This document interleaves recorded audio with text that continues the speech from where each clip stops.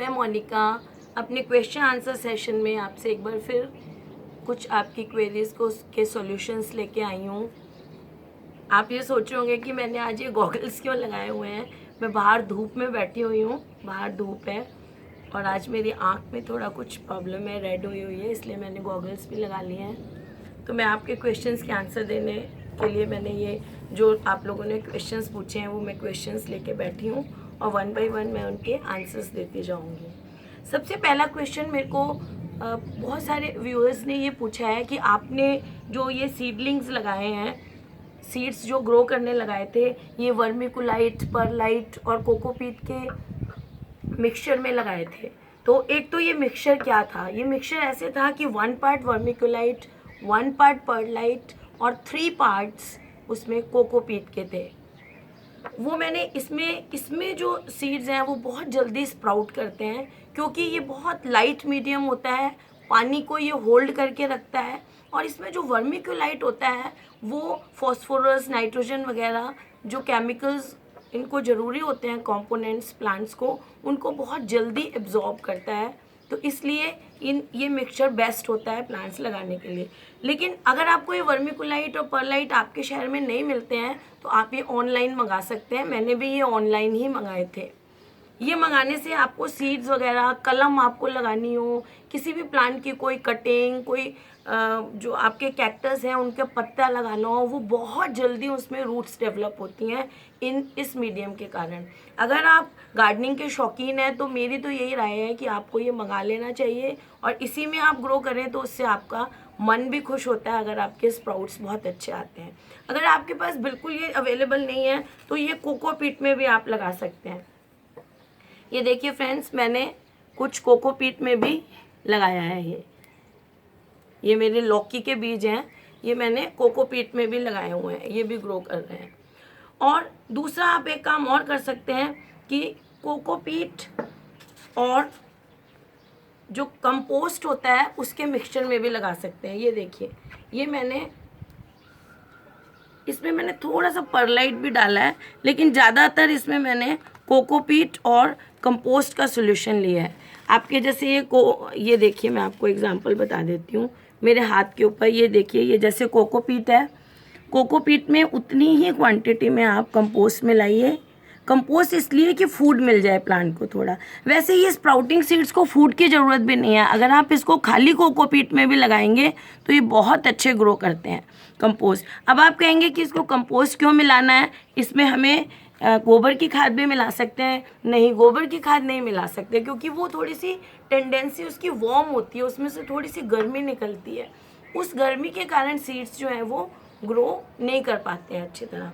अगर आपके पास कोकोपीट भी नहीं है तो आप सिंपल ये लीजिए, ये जो रेत है, ये जो कंस्ट्रक्शन का सामान आता है ना, उसमें जो बजरी आती है वो है, उसको सैंड कहते हैं। वो लीजिए और उसमें सेम क्वांटिटी में कंपोस्ट मिक्स करिए और ये देखिए, ये भी बड़ा लाइट सा आपका तैयार हो गया मिक्सचर।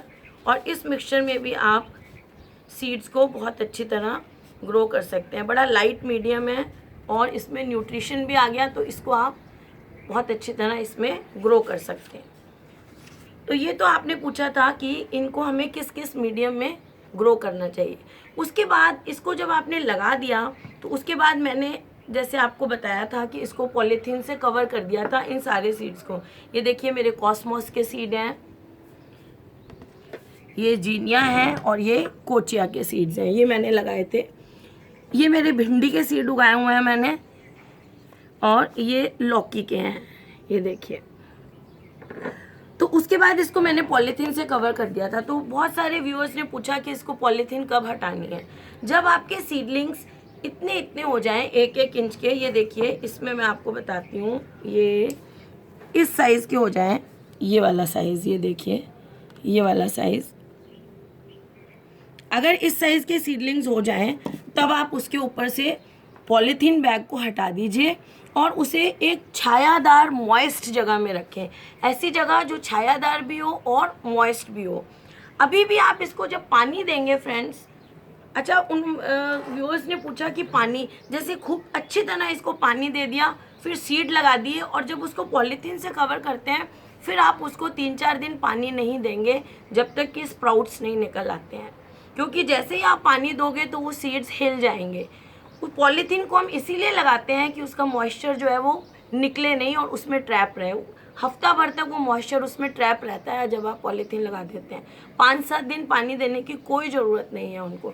जब आप पॉलीथीन हटा देते हैं उसके बाद आप ये स्प्रे बॉटल लेके आप ऐसे इस स्प्रे बॉटल से इसको ऐसे पानी दे सकते हैं।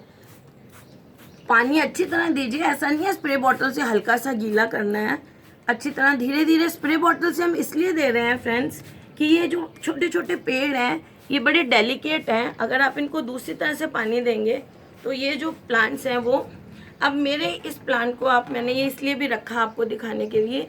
ये देखिए मैंने थोड़ा सा, मेरा धूप में रह गया था, उस पोर्शन में थोड़ी सी धूप आती है तो ये देखिए इसके पत्ते थोड़े थोड़े जल गए, ये देखिए, है ना। तो इसको धूप में नहीं रखना है, बिल्कुल छाया में रखना है आपको। एक और तरीका पानी देने का मैं बताती हूँ। जैसे मेरे ये कोचिया के सीड्स हैं फ्रेंड्स देखिए, बहुत ही छोटे छोटे स्प्राउट्स हैं इसके, ये देखिए। तो इसको, ये गमले में पानी सूख गया तो इसको पानी देने के लिए मैंने इस डिब्बे में पानी दे के और इसमें इसको रख दिया है। इसको रखने से अब ये कैपिलरी एक्शन से धीरे धीरे ये नीचे से पानी ले रहा है और इस सीडलिंग्स को कोई भी असर नहीं हो रहा है। ऐसे अगर आपने किसी ऐसे पॉट में लगाया हुआ है जिसमें नीचे से होल्स करके अच्छी तरह लगाया हुआ है, तो उस पॉट को किसी पानी की ट्रे में, या जैसे मेरा तो ये छोटा पॉट है तो मैंने इसको इस डब्बे के अंदर रखा हुआ है। इसमें अब आप ध्यान से देखिए फ्रेंड्स, देखिए यहाँ से मिट्टी गीली, ये जो मेरा मिक्सचर है ये गीला होने लग गया है और अभी इस जगह से सूखा है, ये देखिए। अब मैं इसको थोड़ी देर पड़ा रहने दूंगी, 1-2 घंटे, तो ये अच्छी तरह से इसमें एब्जॉर्ब हो जाएगा और नीचे से ये सीडलिंग्स पानी ले लेंगे और इनमें कोई डिस्टर्बेंस नहीं होगी। ये बेस्ट तरीका है अगर आपको सीडलिंग्स को पानी देना है। और दूसरा ऑप्शन वही है जो मैंने आपको ये बताया। एक और बात फ्रेंड्स मैं कहना चाहती हूँ कि जैसे अब मेरे ये सीडलिंग इतने बड़े बड़े हो गए, ये देखिए, जब ये सीडलिंग्स इस साइज़ के हो गए हैं तो अब इसमें जो आप, ये मैंने स्प्रे किया है पानी, ये जो मैंने इनमें पानी स्प्रे किया है, ये इतनी 1 लीटर की मेरी बॉटल है। इस 1 लीटर की बॉटल में मैंने 1/4 चम्मच या उससे भी थोड़ा सा कम, टीस्पून जो होता है आपका छोटा वाला चम्मच, छोटा वाला चम्मच जो होता है वो टीस्पून, वो 1/4 या उससे भी थोड़ा सा कम एनपीके के बारे में मेरे को पूछा व्यूअर्स ने कि 19-19-19 और 20-20-20 क्या होता है। 19-19-19 जो होता है उसमें नाइट्रोजन, फॉस्फोरस और पोटेशियम 19-19-19 के रेशो में होता है, ये रेशो है। और 20-20-20 में 20-20-20 के रेशो में होता है, उससे ज़्यादा कोई फ़र्क नहीं पड़ता है। 19-19-19 और 20-20-20 में कोई फ़र्क नहीं है, बस आप थोड़ा सा डाइल्यूशन ज़्यादा कर दीजिए। जब आप 20-20-20 लेते हैं तो उसमें पानी जैसे 1 लीटर में 1 चम्मच की जगह थोड़ा सा कम डाल दीजिए। अब इसमें मैंने 1 लीटर में NPK 19-19-19 यूज़ करती हूँ मैं, मेरे यहाँ वही ज़्यादा मिलता है, तो उसका मैंने 1/4 स्पून या उससे भी थोड़ा सा कम ही डालिए आप लोग अगर बिगिनर्स हैं तो। और उनका इस पर छिड़काव करिए, ऐसे बड़ा लाइटली छिड़काव करिए, ऐसे पत्तियों पर भी। ये मेरे कॉस्मोस के हैं, देखिए, इन पे भी, पत्तियों पे भी और रूट पे, जो सॉइल है उस पे भी मिक्सचर जो है। ये जो NPK है ये इनकी ग्रोथ को बढ़ाएगा। इस स्टेज पे बिल्कुल आप बीज में मत दीजिए, इस स्टेज पे दीजिए। ऐसे अगर आप देंगे तो ये जो है ये इन सीडलिंग्स की ग्रोथ को बढ़ाएगा, बहुत ज़्यादा कर देगा इन सीडलिंग्स की ग्रोथ को। ये देखिए, बड़े प्लांट्स में हम देते हैं तो 1 लीटर में 1 चम्मच डालते हैं। स्प्रे उनको भी ऐसे ही करना होता है फ्रेंड्स। ये देखिए, पत्तियों वगैरह पे अच्छी तरह आप इसको स्प्रे करिए, जहाँ पे सॉइल में भी कर दीजिए। ये देखिए, ये मेरा पुदीना लगा हुआ है, मैं इस पर भी लगा देती हूँ। हालांकि मैं पुदीने पे इसको नहीं लगाना चाहती क्योंकि ये केमिकल फर्टिलाइज़र है। पुदीने में मैं सिर्फ कंपोस्ट ही दूंगी। ये देखिए, इसमें भी दे सकते हैं ऐसे। ये फ्रेंड्स मेरे जेरेनियम के। तो मेन चीज़ जो मैं आपको बताना चाह रही थी कि सीडलिंग्स में आप इस स्टेज पे NPK दे सकते हैं जिससे कि इनकी ग्रोथ बहुत अच्छी होगी। और उसके बाद कई व्यूअर्स ने पूछा कि अब इन्हें हम गमलों में कब लगाएं। अभी ये बहुत छोटे हैं, जब ये इतने बड़े हो जाएंगे, एटलीस्ट 2 इंच के या 2.5 इंच के थोड़े बड़े हो जाएंगे, फिर आप इनको गमलों में लगा सकते हैं। और जब मैं इसको जिस दिन गमलों में लगाऊंगी आपको इसकी वीडियो बता दूंगी, ताकि आपको और अच्छी तरह क्लियर हो जाए कि गमलों में किस तरह से इसको लगाया जाता है। ये तो सीडलिंग्स के बारे में बात हो गई है। जो मेरे पास क्वेश्चंस आए थे उनके आंसर हैं। सेकंड, मैंने एक ऑर्गेनिक फर्टिलाइज़र बनाना बताया था एक वीडियो में, तो उसकी मुझे ये क्वेरीज बहुत आई हैं कि इसको एक गमले में 1 लीटर डालना है। फ्रेंड्स, कोई ज़रूरी नहीं है 1 लीटर। मैंने आपको बताया है उसका डाइल्यूशन कि 1 लीटर वो वाला लिक्विड लेके आप उसको 10 लीटर की बाल्टी में डाल दीजिए और 10 लीटर लिक्विड तैयार हो जाएगा। फिर आपका जितना बड़ा गमला है उसके अकॉर्डिंग, छोटा गमला है तो आप आधा डब्बा दीजिए, और छोटा है तो और कम दीजिए। 12 इंच का गमला है तो 1 लीटर पानी, जितना भी आपको लगता है कि गमले के अकॉर्डिंग पानी की रिक्वायरमेंट है उस टाइम की, उतना पानी आप उसको वो लिक्विड फर्टिलाइज़र डाल दीजिए। ज़रूरी नहीं है कि हर में आप एक छोटे से गमले में 1 लीटर डालेंगे तो वो ओवर वाटरिंग हो जाएगी, तो वो आपको देखना है। और वो जो फर्टिलाइज़र है वो तब तक चलता है जब तक वो ख़त्म नहीं हो जाए। वो ऑर्गेनिक फर्टिलाइज़र है और वो ख़राब नहीं होता है, जितने दिन भी पड़ा रहे, 4-5 महीने तक या चले, और वो 4-5 महीने चलेगा भी नहीं जितना हमने बनाया है। अगर हम उसको हर 10 दिन बाद देंगे तो वो 2-3 महीने में ख़त्म हो जाएगा, तो वो ख़राब नहीं होता है। अगर वो ही ख़राब होगा तो प्लांट्स को क्या न्यूट्रिशन देगा। तो एक तो ये क्वेश्चन पूछा था। और दूसरा, व्यूअर्स पूछ रहे हैं कि कटिंग लगाने का सीज़न कौन सा है, कटिंग लगाने का या गमलों को 2 या 3 में डिवाइड करने का, जैसे मैंने फर्न्स में और एस्पैरेगस में बताया आपको। तो वो जो सीज़न है वो फरवरी का सीज़न था। फरवरी के महीने में जब स्प्रिंग होता है उस टाइम वो काम बहुत अच्छा होता है। 1 से 2 में डिवाइड करके प्रोपेगेशन करते हैं, जो हम प्लांट्स की एक गमले से 2 से 3 तैयार कर लेते हैं। अगर अभी नहीं किया आपने तो बरसात के सीज़न में कर सकते हैं, जुलाई वगैरह में करिए, बहुत अच्छी तरह होगा। और जो जुलाई में भी नहीं जो करता है वो फिर सितंबर में कर सकता है। सितंबर में, फरवरी में या बरसातों में कटिंग्स वगैरह बहुत अच्छी तरह लगती हैं। और बहुत मेन बात जो मैं आपको बता रही हूँ कि ये कटिंग्स या तो आप कोकोपीट में लगाइए या आप वर्मिकुलाइट और परलाइट मंगवा लीजिए ऑनलाइन, उसमें लगाइए। अगर कुछ भी नहीं करना चाहते आप तो सैंड और कंपोस्ट के मिक्सचर में लगाइए। इसमें आप लगाते वक्त क्या करिए, थोड़ा सा कोई फंजीसाइड पाउडर थोड़ा सा, या फिर थोड़ी सी हल्दी मिला दीजिए, ताकि वो जो सीड्स हैं उनको कोई डिजीज़, या राख भी डाल सकते हैं इसमें, आप थोड़ी सी राख भी डाल सकते हैं हल्की सी, ताकि कोई कीड़ा वगैरह उनको ना लगे। राख थोड़ी सी डालेंगे ताकि कीड़ा वगैरह उनको ना लगे। एक मेरे व्यूअर ने पूछा कि मैंने अभी ये मौसम है पुदीना लगाने का, पुदीना लगाया है और वो काला काला होना शुरू हो गया है। तो देखिए, मैंने भी अभी लगाया है, मेरे घर पुदीना आया था, उसमें से लेके अभी मेरा अच्छी तरह भी ग्रो करना शुरू नहीं हुआ है। फ्रेंड्स, ये देखिए, अभी लगाया मैंने भी ये पुदीना। लेकिन उनका काला होने का रीज़न ये है कि आप उसको बहुत ज़्यादा पानी दे रहे हैं। पुदीने को बहुत ज़्यादा पानी मत दीजिए, मिट्टी मॉइस्ट रहनी चाहिए। ज़्यादा गीला होने से वो काला पड़ के सड़ रहा है, उसको बहुत ज़्यादा एक्सेसिव पानी ना दीजिए। अभी मैंने आपको गजानिया का प्लांट अपना दिखाया था पिछली वीडियो में, तो गजानिया मेरे बड़े अभी हेल्दी हैं। तो अब ये मौसम आ गया है कि अब गजानिया में फ्लावर्स नहीं आएंगे, तो इसलिए अब आप उसको थोड़ा सा शेडी प्लेस पे रख लीजिए, जहाँ पर धूप वगैरह थोड़ी कम आती हो, बिल्कुल नहीं आती हो, ऐसी शेडी प्लेस में रख दीजिए। ऐसी जगह रखने से फिर वो जो प्लांट है वो सारी समर आपकी निकाल देगा, और वो उगते उगते ही 2 से 4-5 गमले में खूब सारे प्लांट हो जाएंगे, जैसे मैंने आपको अपनी प्रीवियस वीडियो में दिखाया है। और वो आपका प्लांट सेव हो जाएगा, और उनको सीज़न आने पे जुलाई में सारे प्लांट्स को आप अलग करके एक गमले से आपके 5-6 गमले तैयार हो जाएंगे। कलांचू का भी अब फ्रेंड्स मौसम यही आ गया है कि अब गर्मियाँ आनी शुरू हो गई हैं, तो अब मेरे हिसाब से तो अब आपको कलांचू को भी धूप से हटा के छाया में रख दीजिए। अब आपको उसको सिर्फ प्रिजर्व करना है इस मौसम में, और इस मौसम में फूल वगैरह की आप मत करिए कोशिश, और उसको छाया में रख दीजिए। जितने उसके फूल आ रहे हैं ठीक है। इस मौसम में हमारी कोशिश यही है कि अब वो प्लांट जो है वो मरना नहीं चाहिए, उसमें फूल आते रहने चाहिए। बिगोनिया प्लांट की बात करूँगी फ्रेंड्स मैं, तो बिगोनिया में छाया में फूल आ रहे थे सर्दियों में भी, जहाँ थोड़ी सी धूप आ रही थी वहाँ उसको, बिगोनिया को भी धूप ज़्यादा नहीं चाहिए। लेकिन अब समय आ रहा है कि आप बिगोनिया को कम्प्लीटली इंडोर रख दीजिए, और जैसे भी थोड़ी सी ज़्यादा गर्मी होगी तो ऐसी जगह पे उसको रखना जहाँ पे कूलर चल रहा हो या एसी की हवा आती हो। बिगोनिया को ठंडा टेम्परेचर अच्छा लगता है, उसमें ही वो ज़िंदा रह सकता है, नहीं तो बिगोनिया का प्लांट गर्मी में आप खाली शेड में भी रखेंगे तो वो मर जाएगा। उसको आपको इंडोर और थोड़ी ठंडी जगह पर रखना पड़ेगा। एक व्यूअर ने पूछा है कि मेरा अरेका पाम जो है वो पीला होना शुरू हो गया है, मैंने उसको इंडोर भी रखा है, उसमें धूप भी नहीं पड़ रही है, तो उसका पीला होने का मेन कारण यही मेरे को समझ आ रहा है कि वो प्लांट जो है उसमें आप पानी कम दे रहे हैं। पानी कम देने से अरेका पाम जो है वो पीला होना शुरू हो जाता है।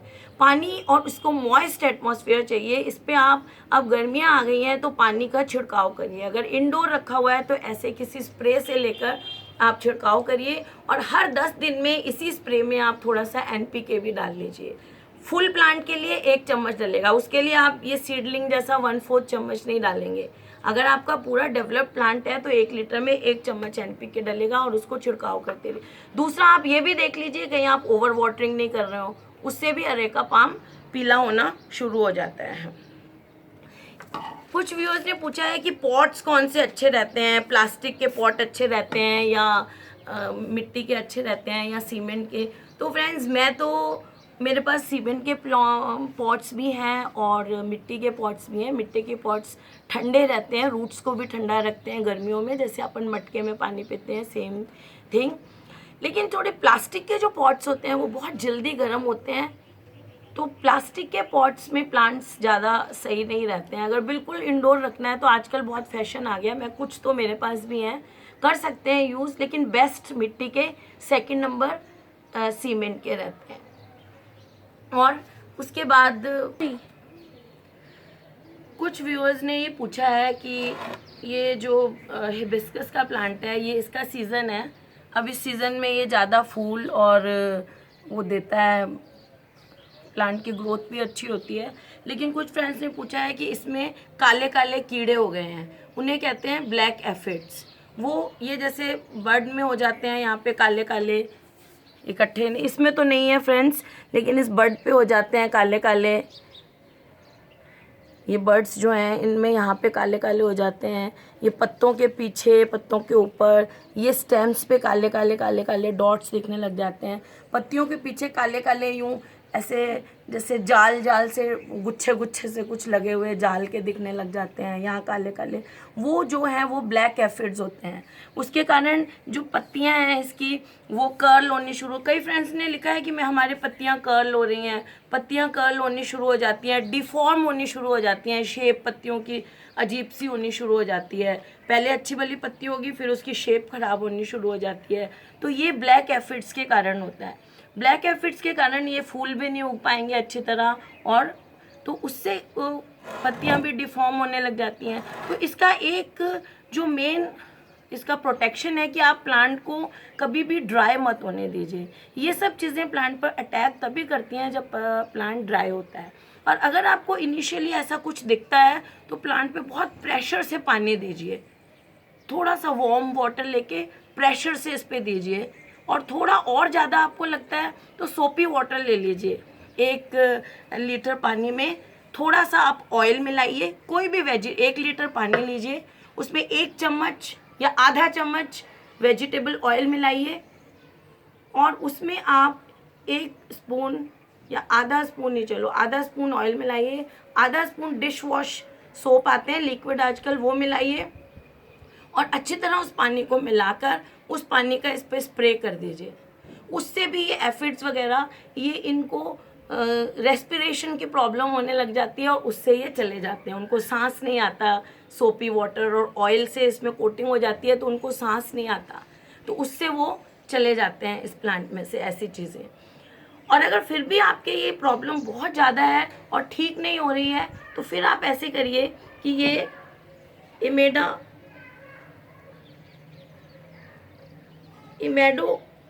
इमेडोप्लोमराइड का सॉल्यूशन आता है, मेरे पास है इन्यूमिडा, ये है मेरे पास। इसके और भी बहुत से आते हैं, ये तो मैंने कोई अपनी जो मैं यूज़ करती हूँ बता रही हूँ। इमिडाक्लोप्रिड, इसका जो मेन दवाई का नाम है इमिडाक्लोप्रिड, इमिडाक्लोप्रिड वो दवाई है। वो नाम इस नाम से मैंने तो लिया, सॉल्ट इमिडाक्लोप्रिड है। आपको कोई और दवाई भी, आप मेडिसिन वाले से जो दवाइयाँ मिलती हैं जहाँ पे पौधों की, उनको कह दीजिए हमें इमिडाक्लोप्रिड सॉल्यूशन चाहिए, तो आपको किसी भी ब्रांड का कोई भी दे देगा। वो लेके आप उसको 1 लीटर में 2 ml, ओनली 2 ml, जैसे बस 2-3 बूंदें, इतना सा लेकर आप इसकी पत्तियों पर छिड़काव कर दीजिए। ऐसे लेकर इसमें स्प्रे बॉटल में भर लीजिए और इसकी बॉटल्स पे, इसकी पत्तियों पे छिड़काव कर दीजिए। तो वो एफिड्स के लिए, किसी और प्लांट में भी एफिड्स लग रहे हो तो ये इमिडाक्लोप्रिड जो है इन एफिड्स की बहुत अच्छी दवाई है। और सेकंड चीज़, आप इसमें दे भी दीजिए। मैं तो फ्रेंड्स प्रिकॉशनरी वैसे भी देती रहती हूँ महीने में एक बार।